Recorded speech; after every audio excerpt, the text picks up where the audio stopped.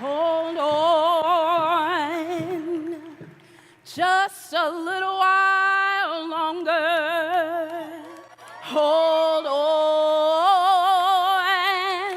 just a little while longer. Hold on just a little while longer. Everything will be all right. Hallelujah. Everything will be all right.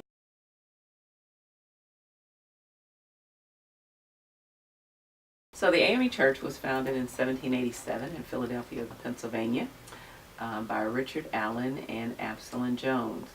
And so the story of the AME Church is a pretty simple one. There were free African Americans or free blacks, and there were some slaves, and they worshiped at that time at a church called St. George's in Philadelphia. It was a Methodist church. And as the story is told, one Sunday, when people came to the altar to pray, the slaves normally, and free blacks normally sat in the balcony. They came downstairs to pray at the altar, and they were pulled off their knees and told that they couldn't pray there. They had to pray upstairs. And Absalom Jones and Richard Allen basically said, if you will let us finish our prayer, we will leave and never bother you again. And at that time they left, and they found a blacksmith shop, and they started what was called the Free African Society.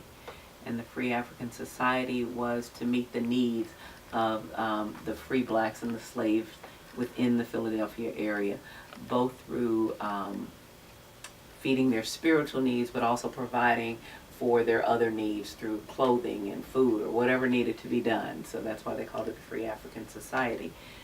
So we basically say that the AME Church has always been a liberation church. We were birthed out of oppression, and as a protest against the inability to worship freely. The Episcopal Church is the church that Richard Allen first attended before he was basically forced to leave the Episcopal Church because of the segregation and discrimination that people of color were experiencing in the church. There were two men who were in leadership in that church in Philadelphia. One was Richard Allen and one was Absalom Jones. Both men were a part of the protest, and Absalom Jones remained in the Episcopal Church and was subsequently the first black priest to be ordained in the Episcopal Church, which is the Anglican Church in the United States. That legacy is both a legacy of polity. Both of our churches have the similar kind of bishop system and a cohort group that is led by ministers, pastors, priests underneath the leadership of a bishop. And so there are a lot of things about the way we run our churches that are similar. And also I think the legacy of Absalom Jones and Richard Allen really helped the Episcopal Church to be more aware of its own role in raising up individuals to be integrated and to live in harmony with each other, even though the legacy of racism in America is so profound. So I was raised knowing that the general background of what we call the Black church is actually the very specific background and founding of the AME Church, right? As one of the first, if not the first, Black denominations. And what's funny to me is that today, when especially evangelicals talk about the multi-ethnic church, the church in the United States was multi-ethnic a long time ago. And that multi-ethnicity completely ignored the very real power dynamics that said white people are human and the black people are just lucky that they get to show up and sit in the balcony. And a lot of the ways in which the AME Church was started, first of all, the Free African Society preceded the AME Church, but it was through that society and connection to it where black folks who were reclaiming and reimagining Christianity as it took place in the United States, they began to realize, well, we're facing real discrimination in spaces where we're supposedly equal, on equal footing, and have equal ontology with other children of God. People who call themselves children of God aren't treating themselves like our siblings. So black folks, especially free blacks in Philadelphia, which is how we were raised to remember and know that the AME started from a space where it wasn't just Southern blacks experiencing discrimination. This happened in the North, in the city of Love, in a space that was supposedly welcoming and free for black people, where black people went into the one place that everybody thought, if there's a place where you'd be welcome, it will be the church. They show up and they're told, you can't come in during prayer, you have to go straight through the balcony steps, you can't enter the main sanctuary, you can only sit in this spot, you have to line up and wait to have communion after service. There are so many stories, even in St. Louis, the Catholic churches, forcing black people to wait to receive the Eucharist until after the blessing of the dogs. I mean, there's all kinds of discrimination in the church's history. In the Civil Rights era, the activist leader, Mrs. Daisy Bates, and 6 members of the Little Rock Nine were part of AME churches in Little Rock, Arkansas. Daisy Bates played an influential role in the publicity of the integration movement with the Central High School. While the fact that these individuals were a part of the AME Church does not simply explain all of their motivations, the social climate at this time, especially in black life, was heavily revolved around religion and the idea of respectability politics. Perhaps the affiliation that these individuals had with the AME Church, particularly because they were women and children, helped them gain traction and momentum to become some of the iconic members of the Civil Rights Movement. There can be no reconciliation with masters as long as they are masters. No reconciliation as long as men are in prison. There can be no communication between the masters and the slaves until masters no longer exist as masters, are no longer present as masters. The Christian task is to rebel against all masters, destroying their pretensions to authority and ridiculing the symbols of power. However, it must be remembered that oppressors never take kindly to those who question their authority. They do not like thugs and bums, people who disregard their power, and they will try to silence them any way they can. But if we believe that our humanity transcends them and is not dependent upon their goodwill, then we can fight against them, even though it may mean death. Thank you.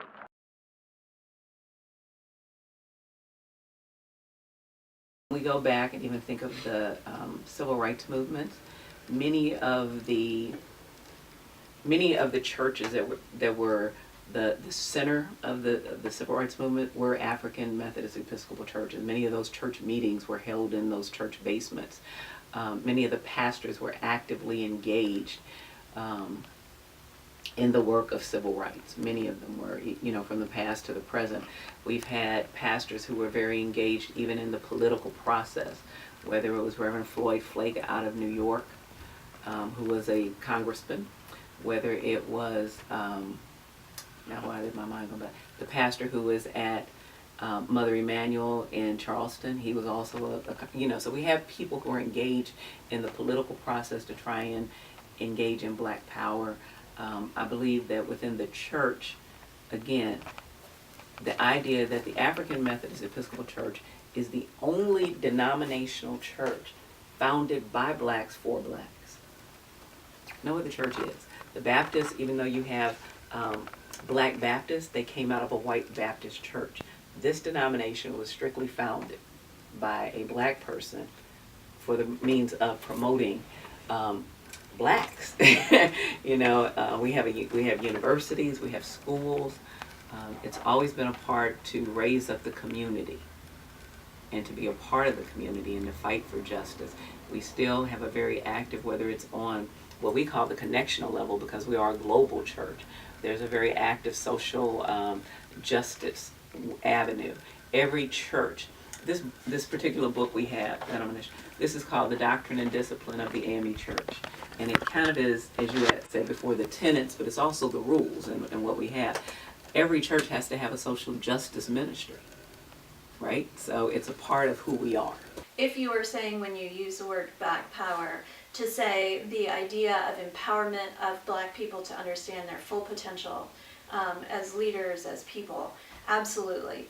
And Holy Communion, the church that I was at during Ferguson, had a long history of really working towards that. There were people of color in leadership in that church before that was trendy or more available to people who are Black. And it was also the case that during the 70s, the Black Panthers in St. Louis were really trying to have the opportunity to come before people and explain who they were, because there was all of this kind of anxiety about who these people were, what was Black power.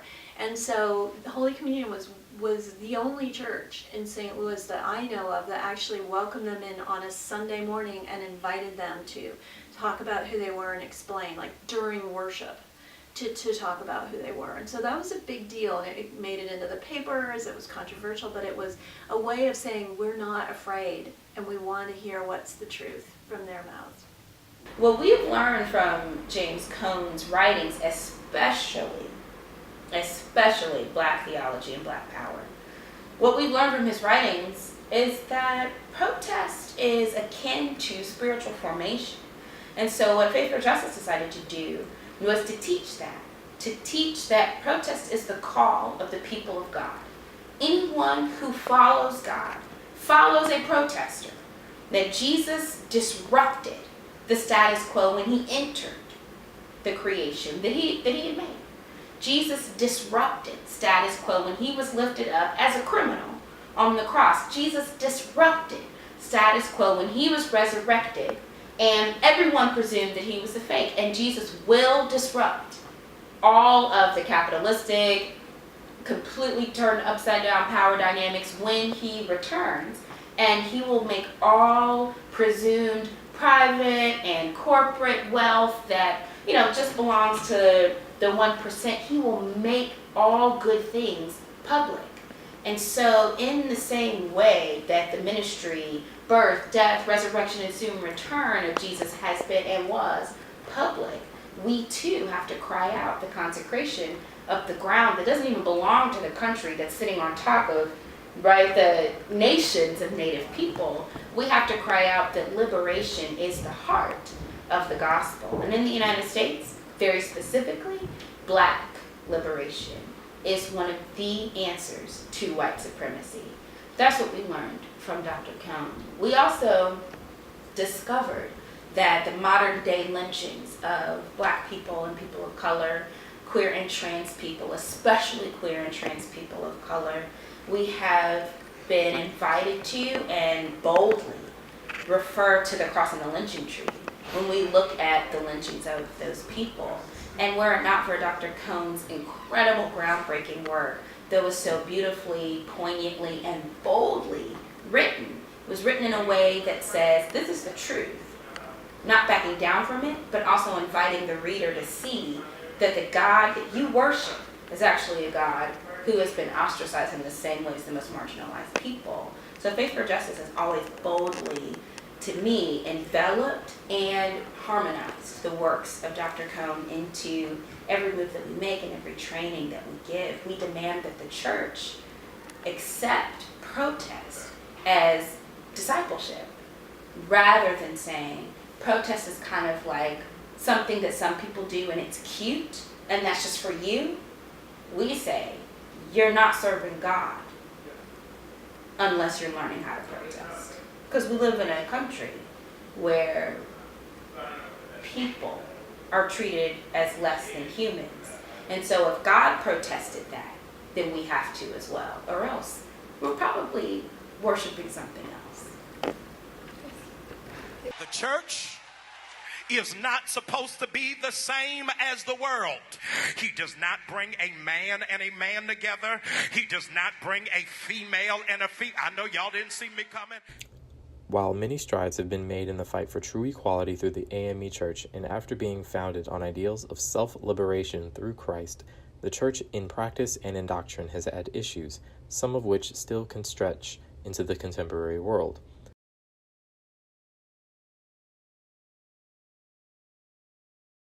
A think church's role first has to be real with itself. I think we have to be real and acknowledge that churches are extremely homophobic, transphobic, patriarchal, white supremacist. And I think that's a great place to start, because if you can start there and you can be real about, and it doesn't matter if you go to like a white church or a black church or whatever kind of church you go to, like it's going to have some strands of those things. And I think we should start by acknowledging that, you know, and ask ourselves critical questions like, why do most of the images of Jesus or God that people see, why are they white? You know, I mean, that's a real valid question, and I think we should ask it, and we should be 100. You know, I've been to churches where women are the majority in attendance in supporting the church, but they're not allowed to go into the pulpit. You know what I'm saying? That's a contradiction, and that's not okay. So I think the church's role first has to be real with itself, because I think a lot of times people turn away from church because churches are preaching to people, but not practicing what they preach. And if you're working on behalf of God, you have to work for all of God's people, and it can't come from a place of judgment. It has to come from a place of love, and then you can't like use that love as an excuse, because some churches try to take a comfortable role, like we don't talk about politics in here. That's really selling out, you know, because I mean, let me know what Bible you read, because Jesus, he was critiquing Pharisees, you know what I'm saying? It's the reason that they put him in that time and put him on that cross, because he was coming in and critiquing the very governmental structure that they had and saying that it was oppressive. So if you are in a church talking about we don't talk about politics here, you got a problem, because I see a clear contradiction. Like, show me what text you read it.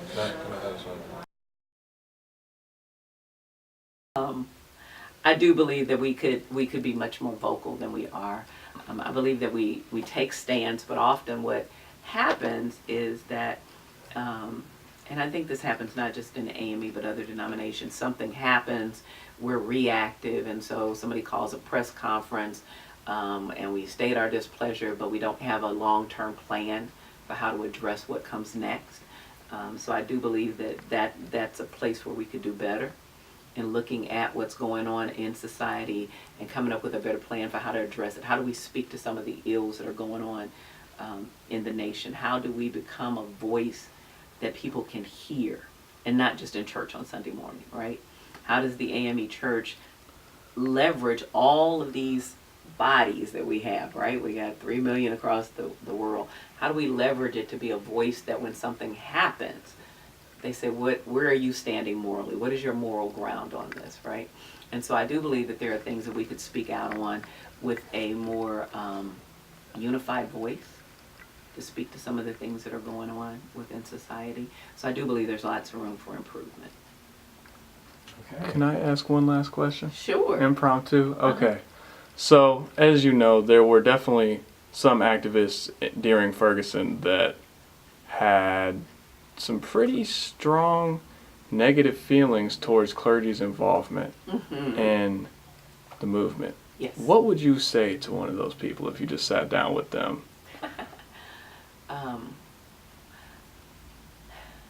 So you're right. There were some people who had very strong, but I think, so here's where I struggle with that was, I think it's because some of it was clergy. Some of it, I think, is generational, right?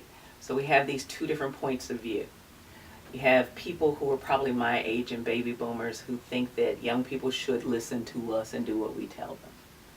And we don't necessarily understand that young people have their own voice and their own way of doing, and that they don't need us to tell them. What they need us to do is listen. And so I think that the barriers that some of us were able to cross with those same people who were very anti-clergy came from the fact that we were willing to listen to them. That we were willing to say, and particularly in Ferguson, because that was organic. That was young people saying we're sick and tired of being sick and tired and we're not going to take it anymore, right? Mm-hmm. And we don't really need you to tell us what to do. So the question had to become, what do you need from us? How do you want us to show up in this for you? What role can you imagine with clergy? Because I think some of the pushback was that they felt as though it was being taken away and that we were getting ready to write a narrative that might not have been their narrative. Mm-hmm.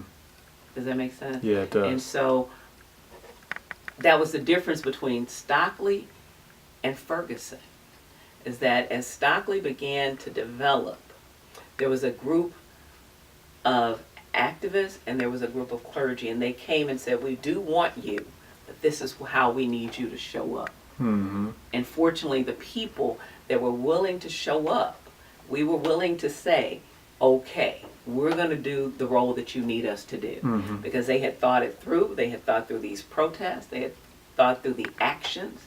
And so they could tell us what role we needed to play. The role was show up for us, be present with us. So it's not just young people that people can dismiss. They can see somebody who has some kind of a moral authority. So I think the difficulty was that in Ferguson, nobody knew what to do initially, right? It was like, boom, it's here. And what do we do? Nobody practices for this. Nobody plans for this.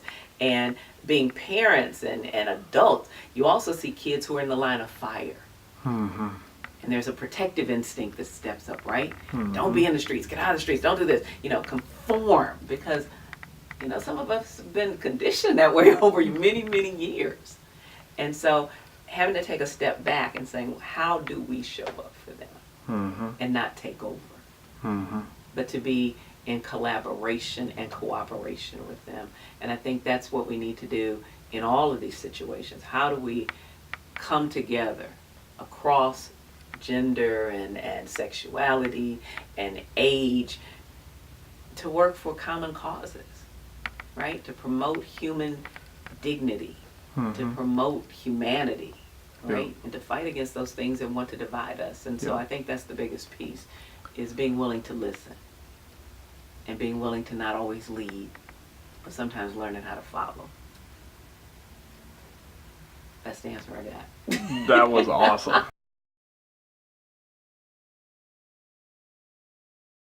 Do justice. And we're going to be vigilant. And we are going to hold our elected officials and others accountable to do the right thing.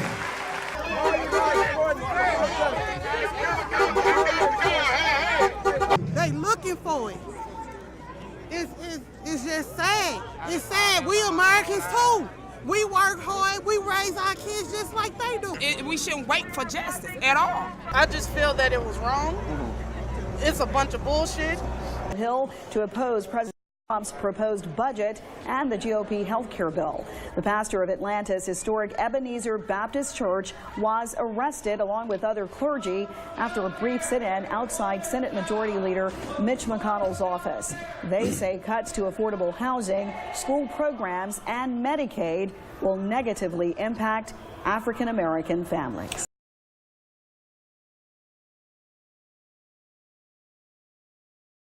One memory? Y'all not good at one. One or two, Can two you or tell? three. I haven't answered a single question directly. I'm like, classic preacher. And then the Bible said, have you heard the story of Moses hitting a rock? Yeah, so the one that I can tell succinctly, I'll share. I was so burdened and felt dry to the bone after maybe the 30th, really after the 10th day on the streets, night and day, just crying out, protesting, and coming home to a place where I had 50 or 60 emails from people around the country saying, why are you out there? And all of them were Christian, all of them. And not one of them thought, wait a minute, our faith is built on protest. We have faith in a man who showed up to disrupt. It just hurt me. So I decided, look, I haven't gotten the right training. Clearly, if I'm being discipled by these folk, I am missing something, because I know that even their discipleship, no matter how twisted, put me in a place where I knew it was right for me to be on the streets. So I decided to look for a different kind of training, a new kind of discipleship, as it were. And I walked into one of the mass meetings, that's what we call them. And when I walked into that space, I felt a profound interaction with the person of the Trinity that we call the Holy Spirit. And I felt not only a profound interaction with the Spirit, I felt a profound interaction with people who would boldly say, I neither believe in nor call on the name of Jesus of Nazareth. I I felt a profound interaction given to me from the Spirit of Jesus with people who do not believe in him. And it was at that moment that I realized co-belligerence, that is fighting with people because your object, because your values, because your fight is more important than your individual beliefs. That's the moment that I realized that co-belligerence was not just foundational to how I was going to live my life, but it was the key to solidarity. And I began to preach the humility of the church is the only way that the church can approach a solidarity that makes us anywhere near relevant to the folks who sit under the shadow of the steeple, but may never darken the doors of the sanctuary. It was late at night. The protesters had been out on the middle of the street, and they were really at risk because cars were they weren't being stopped. The police weren't barricading or protecting them at all. And the cars were just going zipping past, and they were in the middle of the road. And so we were trying to direct traffic, and then the police came out in riot gear and stood. So basically, this was our first night out there that I recall. There's a photograph of this that the Huffington Post used when they gave the Ferguson clergy the People of the Year award or something for 2015.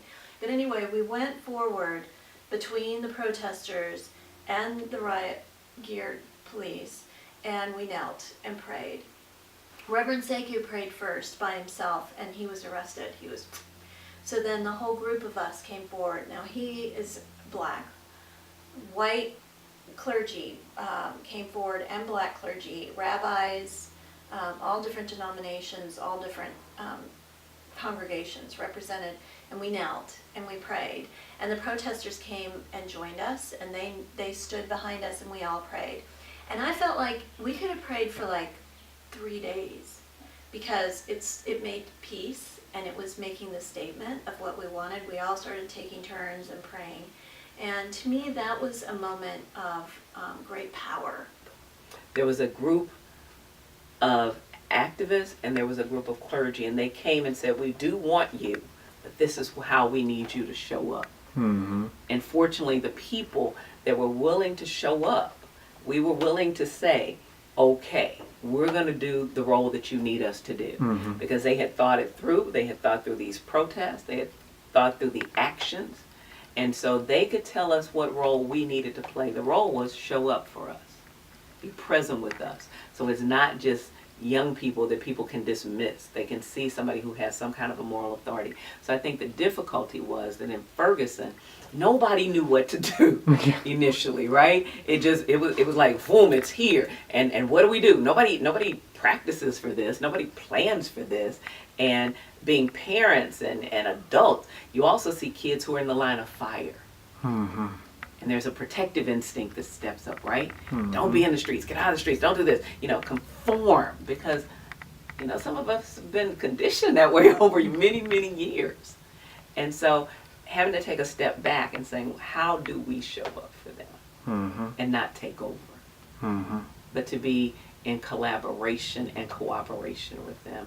And I think that's what we need to do in all of these situations. How do we come together across gender and sexuality and age to work for common causes, right? To promote human dignity, to promote humanity, right? And to fight against those things that want to divide us. And so I think that's the biggest piece, is being willing to listen and being willing to not always lead, but sometimes learning how to follow.